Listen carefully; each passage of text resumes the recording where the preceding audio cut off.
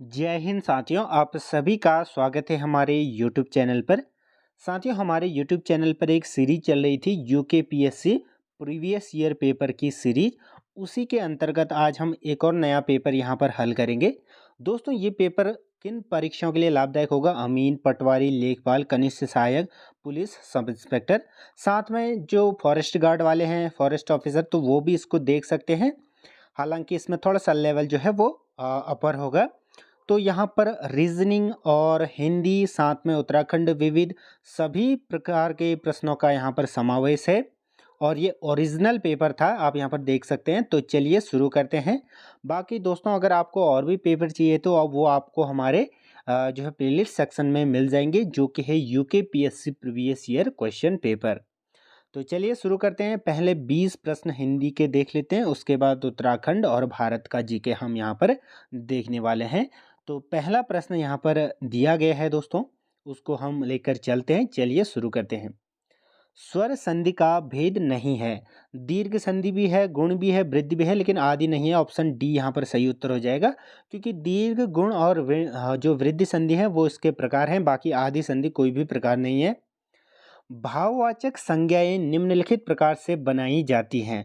विशेषण से, क्रिया से, सर्वनाम से। तो तीनों चीज़ों से बनाई जाती हैं। जो भाववाचक संज्ञाएं होती हैं वो विशेषण, क्रिया, सर्वनाम तीनों से बनाई जा सकती है। तो ऑप्शन डी इसका सही उत्तर हो जाएगा। और अगला प्रश्न है हमारा, पर्यावरण शब्द किन शब्दों के योग से बना है? पर्यावरण का अगर हम संधि विच्छेद करें तो परिधन आवरण होगा दोस्तों। इसको आप ध्यान में रखेंगे, ऑप्शन सी को यहाँ पर टिक कर लेंगे। अगर इसकी हम बात करें, जो संधि की बात करें, तो परि में आप देख सकते हैं ई है, उसको फिर प्लस आवरण में अ है, तो परि ई और आ का क्या बन जाएगा? यहाँ पर य बन गया है। तो इसमें यण संधि होगी। कौन सी संधि होगी? यण संधि होगी। इसका भी आप ध्यान रखिएगा, कई बार ये पूछा जाता है। तो दोस्तों, हम जो एक्स्ट्रा चीज़ें हैं सभी चीज़ों को लेकर हम यहाँ पर बढ़ेंगे। बाकी जीके में हम जितने भी एक्स्ट्रा फैक्ट्स हैं जानने की कोशिश करेंगे, तो बने रहिए अंत तक। चलिए, यह रचना महादेवी की नहीं है। यामा है, स्मृति की रेखाएं भी है, पथ के साथी भी है, लेकिन जो उर्वशी है वो इनकी रचना नहीं है। रामधारी सिंह दिनकर द्वारा उर्वशी की रचना की गई। और दोस्तों, ये भी ध्यान रखें कि यामा के लिए 1982 ईस्वी में जो है महादेवी वर्मा को ज्ञानपीठ पुरस्कार से सम्मानित किया गया था। इसका भी आप यहाँ पर जो है ध्यान रखेंगे। तो बढ़ते हैं अगले प्रश्न की तरफ। अगला हमारा प्रश्न है, भारत सरकार ने शिक्षा मंत्रालय के अधीन वैज्ञानिक तथा तकनीकी शब्दावली बोर्ड की स्थापना कब की? इसकी स्थापना करी थी दोस्तों 1950 ईस्वी में। ऑप्शन ए को आप यहाँ पर क्या कर लेंगे? टिक कर लेंगे। बढ़ते हैं अगले प्रश्न की तरफ। अगला हमारा प्रश्न है, निम्नलिखित में से दशाबोधक गुणवाची विशेषण कौन सा है? जिसमें दशा का ज्ञान हो। तो नया, सूखा, भला, चौड़ा। तो सूखा क्या है? एक दशा को जो है बता रहा है। तो ऑप्शन बी को यहाँ पर आप टिक कर लेंगे। छठे का ऑप्शन बी। अगला प्रश्न, प्रारूप लेखन का अर्थ है पत्र का एक कच्चा रूप तैयार करना। इसको क्या कहते हैं? प्रारूप लेखन। तो ऑप्शन ए को यहाँ पर आप फिर से टिक कर लेंगे। अगला प्रश्न है हमारा, जहाँ एक शब्द के अनेक अर्थ हों वहाँ अलंकार होता है। दोस्तों, श्लेष में क्या होता है कि एक ही शब्द के वहाँ पर क्या होते हैं? अनेक अर्थ होते हैं, अर्थात श्लिष्ट होता है। तो ऑप्शन बी को आप यहाँ पर टिक कर लेंगे। इस प्रकार के अलंकार को क्या कहा जाता है? श्लेष अलंकार कहा जाता है। बढ़ते हैं अगले प्रश्न की तरफ। अगला हमारा प्रश्न है, किसी काम को उत्साह और परिश्रम से करने वाला, उसको क्या कहेंगे? अध्यवसायी। ऑप्शन ए को यहाँ पर आप क्या कर लेंगे? टिक कर लेंगे। अगला प्रश्न है, कौन सा शब्द संज्ञा नहीं है? ममत्व, मोटा, मैना, मदारी। तो ममत्व भी संज्ञा है, मैना भी संज्ञा है, और जो मदारी है वो भी क्या है? यहाँ पर संज्ञा है, लेकिन जो मोटा है वो यहाँ पर संज्ञा नहीं दर्शा रहा है। ऑप्शन बी को यहाँ पर आप टिक कर लेंगे। अगला प्रश्न, अंतःस्थ ध्वनियाँ हैं, तो कौन सी ध्वनियाँ हैं ये? स्वर और व्यंजन के बीच की ध्वनियों को क्या कहा जाता है? अंतःस्थ जो है ध्वनियाँ। तो ऑप्शन ए को यहाँ पर आप फिर से टिक कर लेंगे। बढ़ते हैं अगले प्रश्न की तरफ, जो कि है हमारा, स्कंदगुप्त के लेखक का नाम है। स्कंदगुप्त के लेखक का नाम प्रेमचंद, भारतेंदु हरिश्चंद्र, जयशंकर प्रसाद या हरि कृष्ण प्रेमी। तो जयशंकर प्रसाद की ये रचना है दोस्तों। ऑप्शन सी को आप यहाँ पर टिक कर लेंगे। तो बढ़ते हैं अगले प्रश्न की तरफ। निम्नलिखित में से कौन कवि सूफी संगीतज्ञ और इतिहासकार थे? तो सूफी कवि भी के नाम से भी इनको जाना जाता है। वो थे अमीर खुसरो, आप इसको ध्यान रखें। और कई बार ये भी पूछा जाता है कि जो कबीर थे तो वो ज्ञानाश्री के थे। इसी प्रकार से यहाँ पर जो है प्रश्न बनते हैं। तो हिंदी को आप इस प्रकार से पढ़ें कि उसमें जैसे ये कवि कौन थे या उनका कौन सा मार्ग था, उनका कौन सा लेखन था, इस प्रकार के प्रश्न ज़्यादातर पूछे जाते हैं। हालांकि जो रचनाएं हैं वो भी कई बार पूछी जाती हैं। जैसे अभी आपने देख लिया होगा, 2 प्रश्न यहाँ पर रचनाओं से रिलेटेड थे, यामा महादेवी वर्मा और स्कंदगुप्त। अगला प्रश्न है हमारा, श किसके मेल से बना है? जो श होता है दोस्तों वो बना होता है क प्लस ये षटकोण वाला श। तो ऑप्शन डी यहाँ पर टिक कर लेंगे। 14वें का हो जाएगा ऑप्शन डी। अगला प्रश्न है, राम वृक्ष बेनीपरी ने किस पत्रिका का संपादन किया? इसका सही उत्तर है दोस्तों जनवाणी का। जनवाणी, जनवाणी को आप एक बार लिख लेंगे क्योंकि ये प्रश्न कई बार बनता है। तो जनवाणी का क्या किया? संपादन किया। क्या भूलूं क्या याद करूं किसकी आत्मकथा है? निराला की, महादेवी वर्मा की, हरिऔध की? तो ये बच्चन की क्या है? आत्मकथा है। ऑप्शन सी को आप यहाँ पर क्या कर लेंगे? टिक कर लेंगे। दोस्तों बढ़ते हैं अगले प्रश्न की तरफ। यहाँ पर जीके के जो प्रश्न है वो भी काफ़ी महत्वपूर्ण है और जो रीजनिंग का सेक्शन दिया गया है, जो भी 5 से 6 प्रश्न हैं वो काफ़ी इंपॉर्टेंट हैं, उनको आप जरूर देखिएगा। ईशान शब्द इस अर्थ में भी प्रयुक्त होता है। तो ईशान का एक अलग या फिर और अर्थ यहाँ पर दिया गया है, उसको हमें क्या करना है? छांटना है। तो इसका जो सही उत्तर हो जाएगा, पहले ऑप्शन को पढ़ लेते हैं हम, वासना, दृष्टि, चाह या दीप्ति। इसका जो सही उत्तर होगा दीप्ति। ऑप्शन डी को टिक कर लेंगे। अगला प्रश्न, संस्कृत के ऐसे शब्द जिन्हें हम ज्यों का त्यों प्रयोग में लाते हैं, तो ये परिभाषा ही दी गई है, क्या कहलाते हैं? वो तत्सम शब्द कहलाते हैं। और जिनको हम हिंदी में थोड़ा सा बदल के जो है उनका यूज करते हैं वो तद्भव कहलाते हैं। अगला प्रश्न यहाँ पर दोस्तों, ये था हमारा 18वां। अगला हमारा प्रश्न है, मैं का बहुवचन है। तो मैं का बहुवचन क्या होगा? हम, हमारा, हमारे। तो हम हो जाएगा क्योंकि मैं का जो बहुवचन होगा वो हम होगा। ऑप्शन बी को टिक कर लेंगे। बढ़ते हैं अगले प्रश्न की तरफ। निम्न में से किस शब्द में योजक चिन्ह या हाइफन की आवश्यकता है? ग्रामवासी ये एक ही शब्द है, गंगा जल भी सेम है, राम लक्ष्मण राजकुमार। तो राम लक्ष्मण में हाइफन की क्या होती है? जरूरत होती है। आपने कई बार ये देखा होगा इस प्रकार से लिखा हुआ। तो हाइफन इसी को कहते हैं। ऑप्शन सी को आप यहाँ पर टिक कर लेंगे। दोस्तों अब हमारा जो जीके सेक्शन है वो स्टार्ट हो चुका है। इसमें दोनों लैंग्वेजेस में ये दिया गया है, आप जिसमें भी सुटेबल महसूस करें वो पढ़िएगा। बाकी हम हिंदी को यहाँ पर लेकर चलेंगे, साथ में कभी कभी अंग्रेजी को भी पढ़ लेंगे। अगला प्रश्न 21वां होगा हमारा जीके सेक्शन का।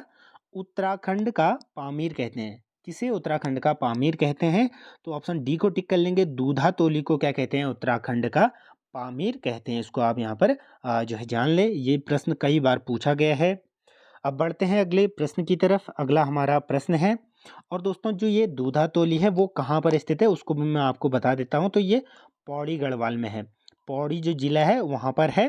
थलीसैंण तहसील भी आप याद रख सकते हैं, बाकी दूधा तोली। अगला प्रश्न रीजनिंग से संबंधित है। एक एक एक कदम सूर्य की ओर मुंह करके चलना शुरू करता है, अर्थात सूर्य कहाँ से निकलता है? ईस्ट से। तो ईस्ट की तरफ वो चलता है, उसके बाद वो दाएं मुड़ जाता है और उसके बाद वो बाएं मुड़ जाता है। फिर उसके बाद वहाँ पर देखते हैं वो पुनः कहाँ मुड़ जाता है? तो यहाँ पर वो फिर से जो है दाएं मुड़ जाता है। तो वो किस दिशा में है? तो वो दक्षिण दिशा में हो जाएगा दोस्तों। इसको आप बना लेंगे तो ऑप्शन सी को आप यहाँ पर टिक कर लेंगे। अगला प्रश्न, उत्तराकृति को यहाँ पर पहचानना है। पहले एक गोला था, फिर यहाँ पर ये देख सकते हैं, फिर ये इस साइड आ गया। तो अब यहाँ पर जो है इसका सही उत्तर हो जाएगा ऑप्शन सी। अगला प्रश्न है, यहाँ पर त्रिभुजों की संख्या ज्ञात करनी है। तो यहाँ पर आप देख सकते हैं, अगर गिनेंगे तो पहला एक ये हो जाएगा, फिर ये हो जाएगा, फिर ये हो जाएगा, फिर ये एक। तो इस प्रकार से अगर टोटल आप गिनेंगे तो ये हो जाएंगे 10। ऑप्शन सी को टिक कर लेंगे। अगला प्रश्न है, फोटो रिसेप्टर पाए जाते हैं। जो photo receptors are found in, कहाँ पर पाए जाते हैं? तो ये रेटिना में पाए जाते हैं दोस्तों। ऑप्शन डी को आप जो है टिक कर लेंगे। और जो दृष्टि पटल होता है उस वो भी रेटिना को ही कहते हैं। Option D. अगला प्रश्न है हमारा, ये भी रीजनिंग से संबंधित है। 407 को ABC 3 अनुपात में बांटने पर उसके भाग क्रमशः होंगे। इसके लिए आप क्या करेंगे, पहले इसको जोड़ लेंगे। 1/4 प्लस 1/5 प्लस 1/6 को अगर आप जोड़ेंगे तो एलसीएम अगर आप यहाँ पर 60 लेंगे तो यहाँ पर आपका जो टोटल हो जाएगा वो 37/60 हो जाएगा। फिर आप क्या करेंगे, जैसे ए का भाग निकालना है तो उसके लिए आप करेंगे ए इंटू फिर यहाँ पर 407 407 अपॉन में जो हमने टोटल जोड़ रखा है जो कि था 37/60। इसको अगर आप सॉल्व करेंगे तो पहले का आ जाएगा 165, फिर ऐसे दूसरे के लिए करेंगे 105 लेकर, फिर तीसरे के लिए 106 लेकर, तो आपका ये सही उत्तर क्या हो जाएगा, यहाँ पर ऑप्शन ए को टिक कर लेंगे।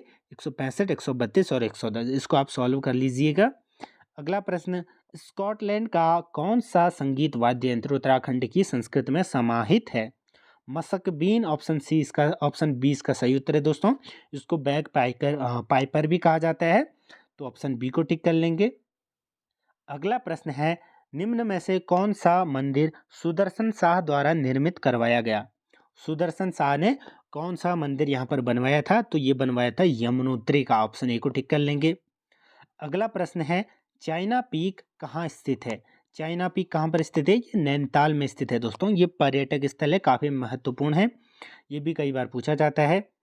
अगला प्रश्न, दूधातोली श्रेणी से निम्न में कौन सी नदियों का उद्गम स्थल है? दूधातोली का अभी आया दोस्तों, पौड़ी गढ़वाल में है। तो यहाँ पर पूछा गया है कि कौन सी नदियों का इसमें उद्गम स्थल है। रूपिन, सुपिन, नंदाकिनी, मंदाकिनी, पूर्वी नयार और पश्चिमी नयार, ऑप्शन सी इसका क्या हो जाएगा, सही उत्तर हो जाएगा। दोस्तों इसमें जो है 5 क्या है यहाँ पर, जो दूधातोली में क्या है, 5 नदियों का यहाँ पर संगम है। और उन नदियों के अगर बारे में अगर हम जाने तो 2 तो वो नदियाँ होगी कौन सी, पूर्वी नयार, पश्चिमी नयार, फिर यहाँ पर आती है पश्चिमी रामगंगा, ये भी कहाँ से निकलती है, दूधातोली श्रेणी से। फिर आता है हमारा वीनो नदी और आंठागाड़ भी यहीं से निकलती है दोस्तों। तो इन 5 नदियों को भी आप ध्यान में रखेंगे, ये भी पूछ सकता है। बाकी इसका सी ऑप्शन सही उत्तर हो जाएगा। प्रकाश के एक माध्यम से दूसरे माध्यम में जाने पर कौन सी राशि में परिवर्तन नहीं होता है? What quantity remains the same when light travels from one medium to another? तो जो आवृत्ति होती है, फ्रीक्वेंसी होती है, वो चेंज नहीं होती है, क्योंकि ये लाइट पे डिपेंड करती है। बाकी जो गति होती है, स्पीड कम या ज़्यादा हो जाती है। तरंग दैर्घ्य ये भी वेवलेंथ घट या बढ़ जाती है। तो इसको आप देख सकते हैं, ऑप्शन बी को टिक कर लेंगे। अगला प्रश्न है, टुगेला जो कि दुनिया के सबसे ऊंचे जलप्रपातों में से एक है, तो सबसे ऊंचे जो वाटरफॉल्स हैं उनमें से एक है, वे कहाँ पर है? ये दक्षिण अफ्रीका में है दोस्तों। 32वें का क्या हो जाएगा, ऑप्शन जो है ए हो जाएगा। बाकी अगर बात करें विश्व का सबसे ऊंचा जलप्रपात कौन सा है, तो वो है एंजिल जलप्रपात, जो कि कहाँ पर है, ये है वेनेजुएला में। कहाँ पर है? वेनेजुएला। वेनेजुएला यहाँ पर आप लिख लेंगे इसको, वेनेजुएला। अगर भारत का पूछे तो कुचिकल, कुचिकल है दोस्तों। भारत का अगर पूछे कुचिकल है, और ये कुचिकल सबसे ऊंचा जल प्रपात है, जिसकी हाइट क्या है, 455 मीटर। तो ये तो होगी भारत की बात। और जो एंजिल वाटरफॉल है लगभग 979 या 980 मीटर के करीब ये क्या है, ऊंचा है। तो यहाँ पर आप डिफरेंस देख सकते हैं, विश्व का और भारत का, दोनों अलग अलग चीज़ें हैं, दोनों को याद रखिएगा। अगला प्रश्न है यहाँ पर, एक आंख से दृष्टि बाधित होने पर भी किस पूर्व भारतीय क्रिकेट खिलाड़ी को टाइगर कहा जाता है? तो जो यहाँ पर नवाब पटौदी हैं, ऑप्शन सी है दोस्तों इसका सही उत्तर। उनको क्या कहा जाता है? नवाब पटौदी, जिनको टाइगर कहा जाता था। और ये क्या थे, एक आंख से दृष्टि बाधित थे, अर्थात बीइंग ब्लाइंड इन वन आई, एक आंख से क्या थे, ये अंधे थे। और दोस्तों ये पहले कप्तान थे जिन्होंने ओवरसीज में भारत को टेस्ट में विजय दिलाई थी वर्सेस न्यूजीलैंड। बढ़ते हैं अगले प्रश्न की तरफ। अगला हमारा प्रश्न है, पेट्रोनॉस टावर कहाँ स्थित है? दोस्तों काफ़ी सारी मूवीज़ में आपने देखा होगा, ये जो टावर हैं, 2 टावर्स हैं इस प्रकार से। ये हैं कहाँ पर? ये मलेशिया में है। और मलेशिया के किस शहर में है? कुआलालंपुर, ऑप्शन ए को टिक कर लेंगे, यहाँ पर ये स्थित है। अगला प्रश्न, ग्रेट विक्टोरिया मरुस्थल कहाँ अवस्थित है? जो ग्रेट विक्टोरिया मरुस्थल है वो ऑस्ट्रेलिया में अवस्थित है, ऑप्शन बी को आप यहाँ पर टिक कर लेंगे।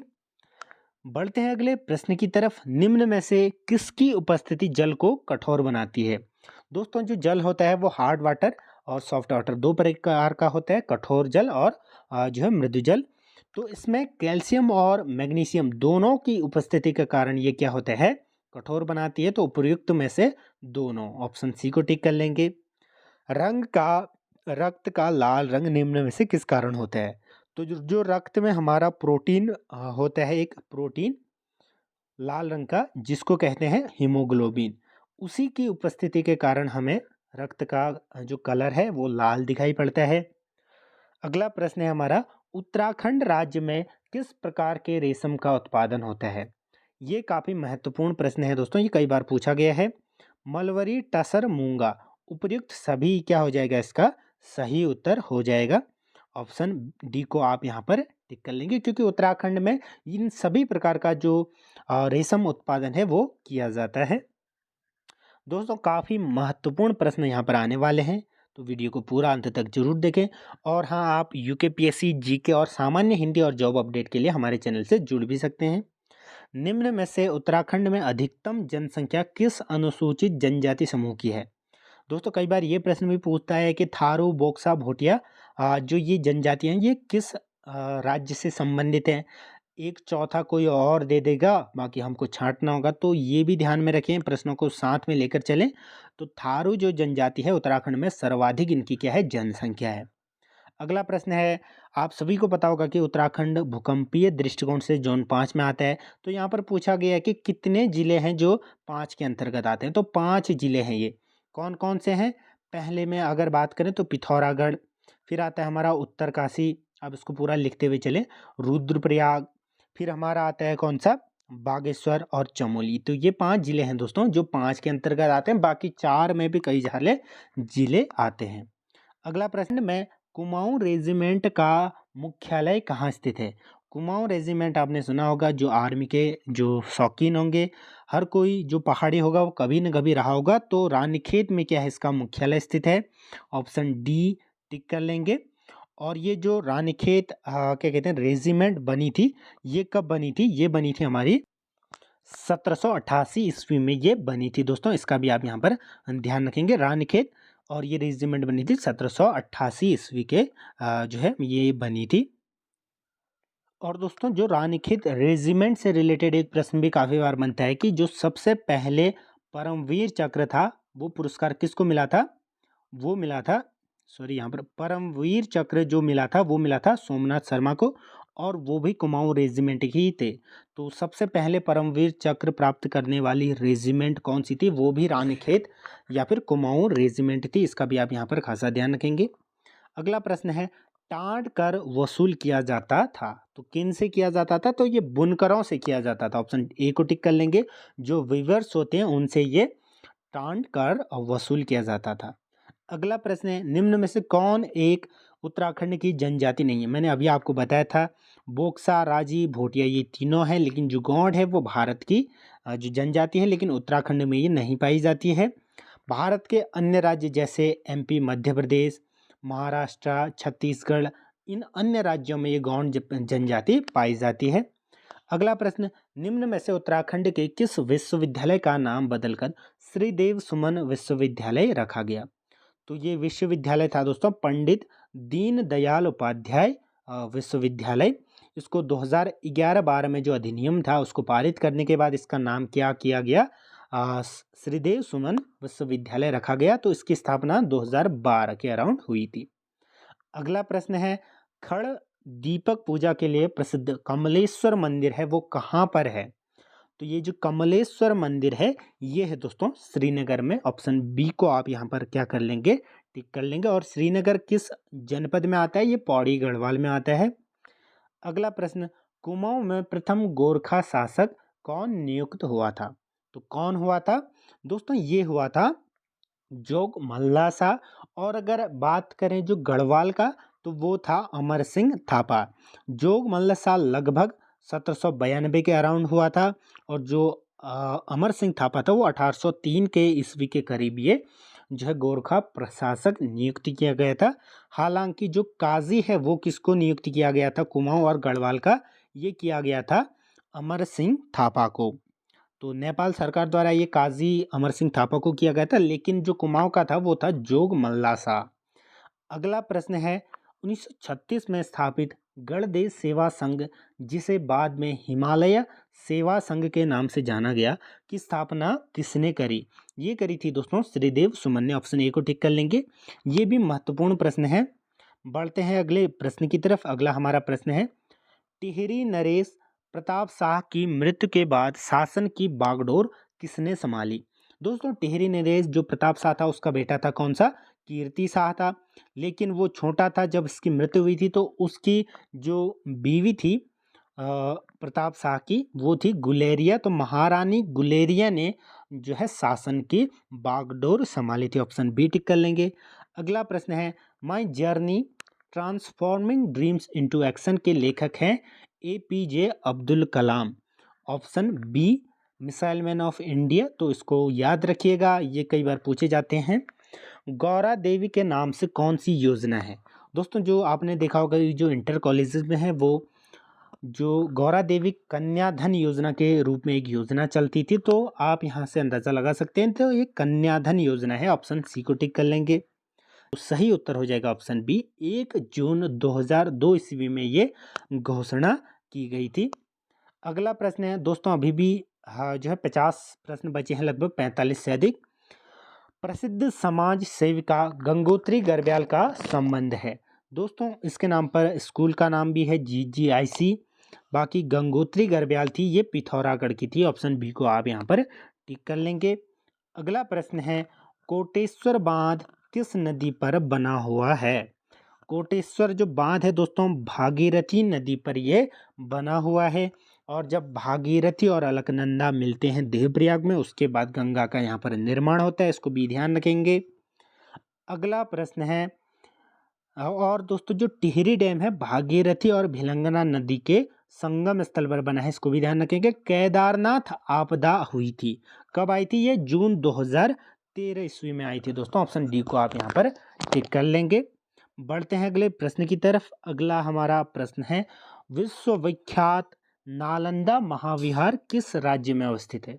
ये किस राज्य में है? ये है बिहार में। नालंदा जो महाविहार है वो है बिहार में। ऑप्शन डी टिक कर लेंगे। अगर बिहार की राजधानी पूछे तो पटना, मध्य प्रदेश की भोपाल। तो इन चीज़ों को आप यहाँ पर याद रखें। साथ में कोई भी प्रश्न कभी भी यहाँ पर पूछा जा सकता है किसी भी एग्जाम में। जो उत्तराखंड की मापतौल की इकाई है, इस पर मैंने एक सेपरेट वीडियो बनाई थी, अगर आप इच्छुक हैं तो वो भी देख सकते हैं। भूमि माप की इकाई है नाली, बीघा, मुट्ठी। तो नाली, बीघा, मुट्ठी तीनों यहाँ पर सही हो जाएंगे। तो ऑप्शन डी को आप टिक कर लेंगे। अगला प्रश्न है भारत में सूचना का अधिकार RTI जो अधिनियम था वो कब लागू किया गया? दोस्तों ये लागू किया गया था 2005 ईस्वी में।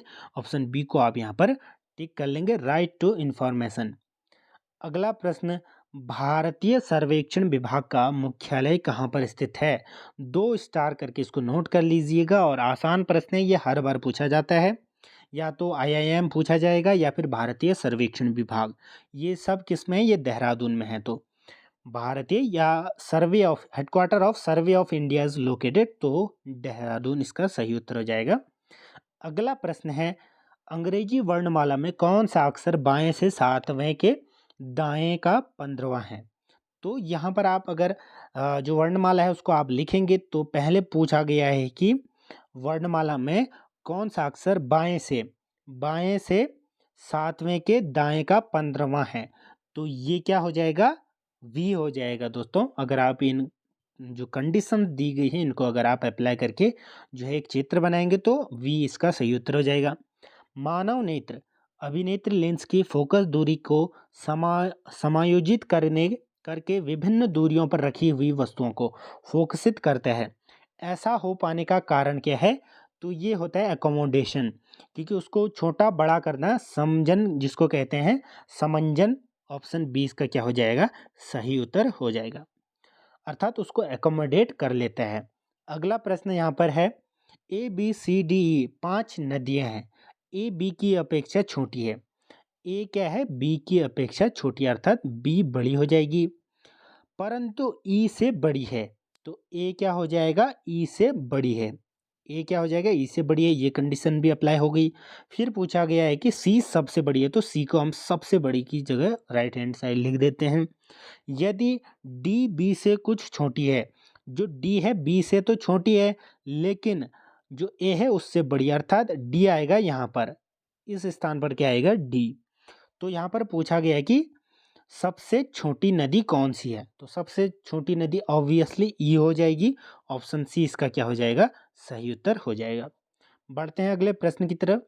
टीवी प्रसारण के लिए प्राय जो निम्न आवृत्ति की प्रयोग की जाती है, कौन सी फ्रीक्वेंसी यहाँ पर टीवी ब्रॉडकास्टिंग के लिए यूज की जाती है, तो वो होती है 30 से 300 मेगाहर्ट्ज। ऑप्शन ए को यहाँ पर आप टिक कर लेंगे।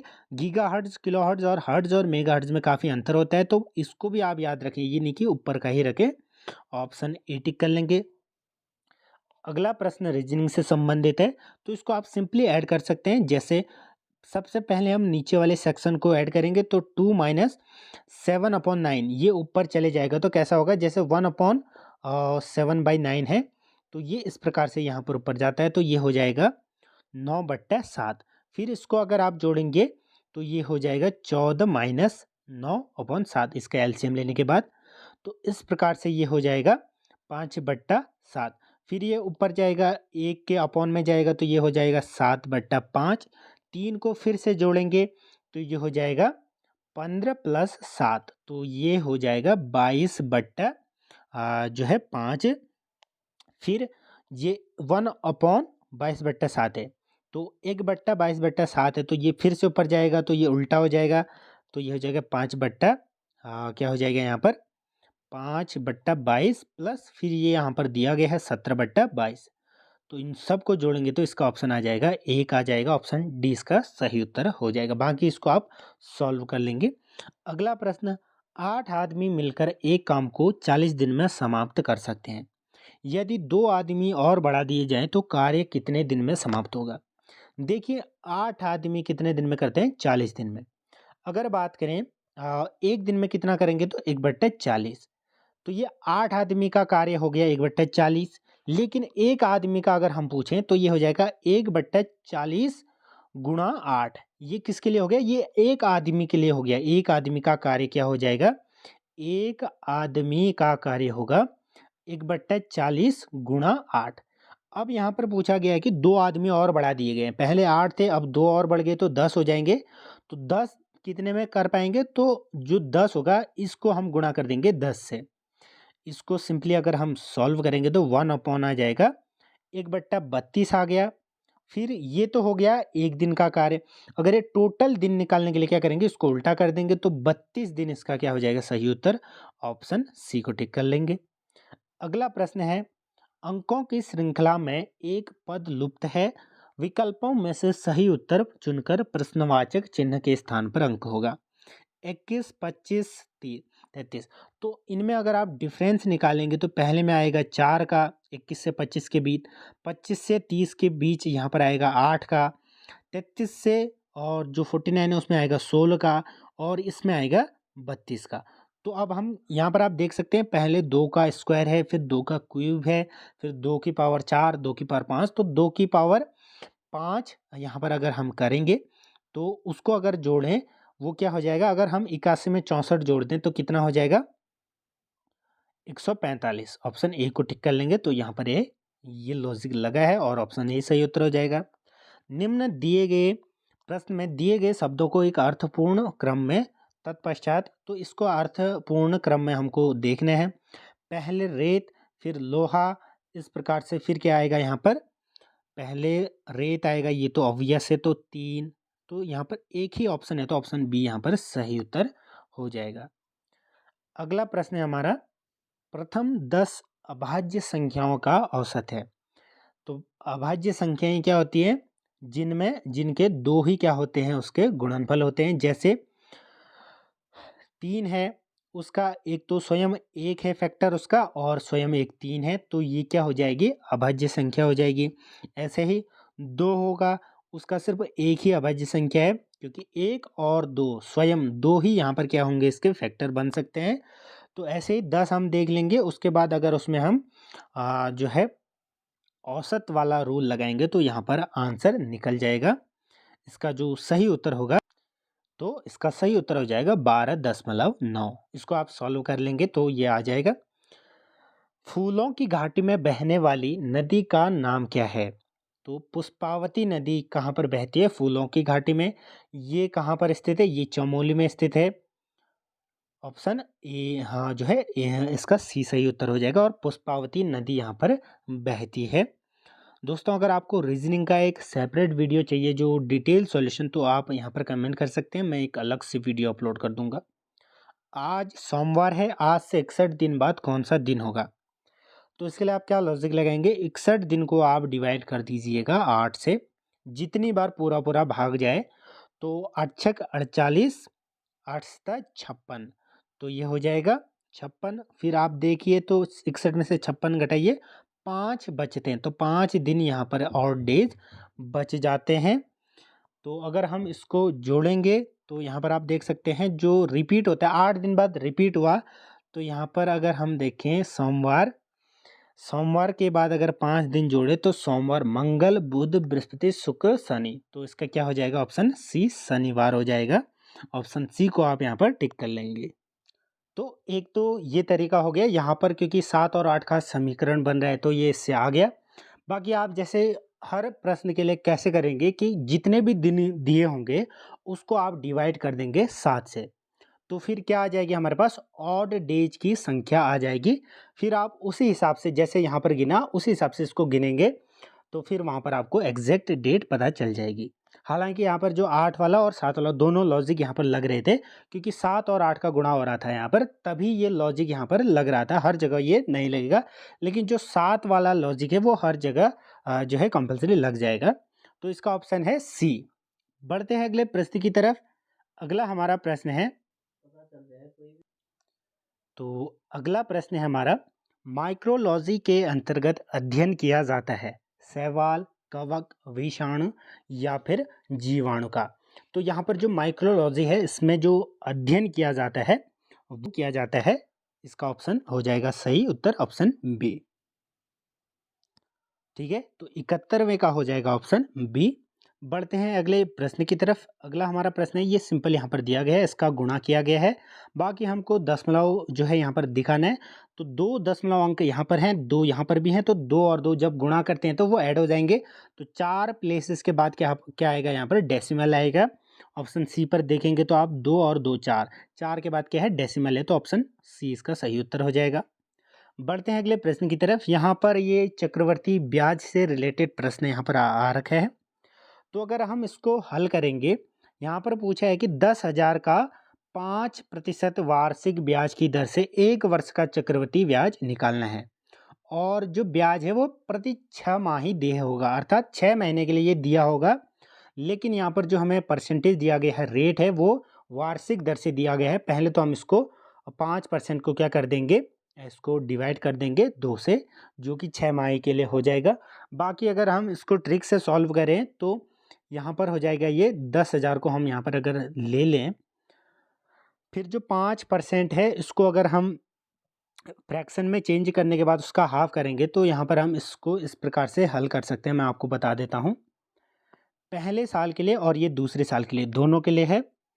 1/40 इसकी हमारी फ्रैक्शन बनी थी, ये रेट के लिए है। तो 10,000 का 1/40 क्या हो जाएगा? ये हो जाएगा 250। सिमिलरली पहले साल के लिए 250 आया, तो दूसरे साल के लिए भी क्या होगा? 250 होगा। अब जो कंपाउंड इंटरेस्ट होता है, इसमें जो ये 250 है, इसमें भी क्या लगता है? ब्याज लगता है। तो इसमें भी किस रेट से लगेगा? 1/40 की रेट से लगेगा। तो इसको अगर हम सॉल्व करेंगे तो ये कितना बच जाएगा? 25/4। तीनों को जोड़िएगा, 250 प्लस 250 500 प्लस 25/4, तो ये अराउंड कितना आएगा? लगभग 506.25 के अराउंड आएगा। ऑप्शन ए को यहाँ पर आप टिक कर लेंगे। बाकी अगर आपको जो मैथ्स का सेक्शन है वो अच्छे से समझ नहीं आ रहा है तो आप कमेंट कर सकते हैं। अगली एक सेपरेट वीडियो आएगी इसी पर रिलेटेड। मलेरिया रोग किस सूक्ष्म जीव पर जीव द्वारा होता है? जीवाणु, विषाणु, मच्छर या प्रोटोजोआ? तो प्रोटोजोआ से क्या होता है? मलेरिया रोग यहाँ पर होता है। अगला प्रश्न है हमारा, निम्न में से कौन सा भारत का दक्षिणवर्ती छोर है? जो दक्षिणवर्ती छोर है हमारा वो है इंदिरा पॉइंट, ऑप्शन सी को यहाँ पर टिक कर लेंगे। और जो ऊपर का है वो है इंदिरा कॉल, ऑप्शन सी यहाँ पर क्या हो जाएगा, इंदिरा पॉइंट। 76वां प्रश्न है दोस्तों, भारत में सबसे पुरानी पर्वत श्रेणियां कौन सी हैं? अरावली, विंध्याचल, सतपुड़ा या नीलगिरी? तो अरावली सबसे पुरानी क्या है यहाँ की जो है पर्वत श्रेणियां हैं, ये राजस्थान क्षेत्र में अधिकतर फैली हुई है। भूकंप की तीव्रता मापने हेतु प्रयुक्त उपकरण कहलाता है सिस्मोग्राफ, ऑप्शन ए को टिक कर लेंगे। और किस पर मापा जाता है? रिक्टर स्केल में। जरदोजी कपड़े की कढ़ाई के लिए कौन सा स्थान प्रसिद्ध है? तो जरदोजी जो कढ़ाई के लिए यहाँ पर स्थान प्रसिद्ध पूछा गया है, इसका जो सही उत्तर हो जाएगा वो हो जाएगा आगरा में क्या की जाती है, इसकी कपड़े की कढ़ाई की जाती है। पानीपत के प्रथम युद्ध में कौन परास्त हुआ था? पानीपत का जो प्रथम युद्ध था वो हुआ था बाबर वर्सेस इब्राहिम लोदी। किसके बीच हुआ था? बाबर वर्सेस इब्राहिम लोदी। 1526 के अराउंड ये युद्ध हुआ था और इसमें कौन विजयी हुआ था? बाबर। और इसी युद्ध से जो भारत में मुगल साम्राज्य का उदय हुआ था या उसका जो है एस्टेब्लिशमेंट हुआ था। अशोक के अधिकांश शिलालेख किस लिपि में अंकित हैं? तो ये किस लिपि में अंकित है? ब्राह्मी लिपि में ये अंकित है। रिंगवर्म क्या है? रिंगवर्म क्या है? ये एक प्रकार का क्या है? कीड़ा है, ऑप्शन सी को यहाँ पर आप टिक कर लेंगे दोस्तों। रिंग वॉर्म एक प्रकार का जो है ये कीड़ा भी होता है, और लेकिन यहाँ पर ये पूछा गया है कि ये कवक भी दिया गया है, तो कवक इसका क्या हो जाएगा? सही उत्तर हो जाएगा।